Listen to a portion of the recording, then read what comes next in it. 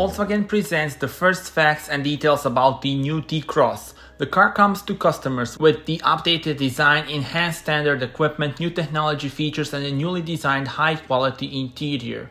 Pre-sales are scheduled to start in the fourth quarter of 2023.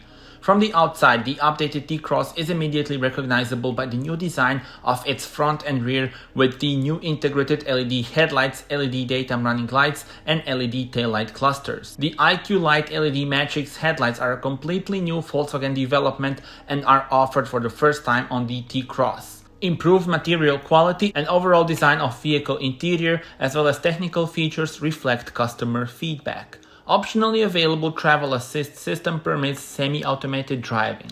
The market launch for dealers will begin in the first quarter of 2024. Tell me in the comments, how do you like the car?